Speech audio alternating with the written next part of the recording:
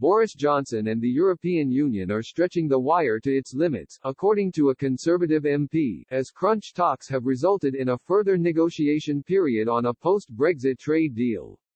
Andrew Bridgen told Sky News that the Prime Minister has stood his ground and not conceded on the UK's red lines during the negotiations with the European Union.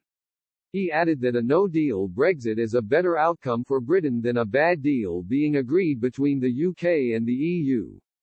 Mr. Bridgen said, "What we do know is the Prime Minister, despite the Doomster's predictions, has not budged on the UK's red lines. We know that both sides think it is worth resuming the talks. We know that European Union negotiations always go down to the wire. What is clear is that the wire is being stretched to its very elastic limits in these negotiations." The Conservative MP added, "No deal is better than a bad deal. Access to the single market is worth about 2% of our GDP. I don't think anyone is predicting in the event of no deal we will not do any trade with the European Union. A bad deal will be around our necks forever, so we cannot tolerate that." This evening Mr. Johnson and Ms. von der Leyen issued a joint statement revealing they had agreed to undertake further negotiations on a post-Brexit trade deal.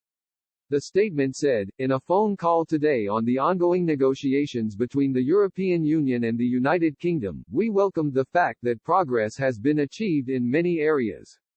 Nevertheless, significant differences remain on three critical issues: level playing field, governance and fisheries.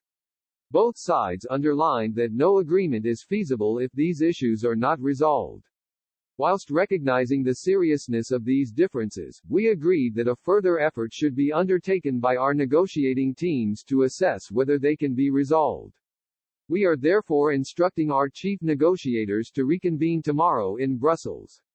We will speak again on Monday evening." Ireland's Prime Minister Michael Martin tweeted following the statement, "I welcome the fact that negotiators will resume their discussions on an EU and UK trade deal in Brussels tomorrow. An agreement is in everyone's best interests. Every effort should be made to reach a deal."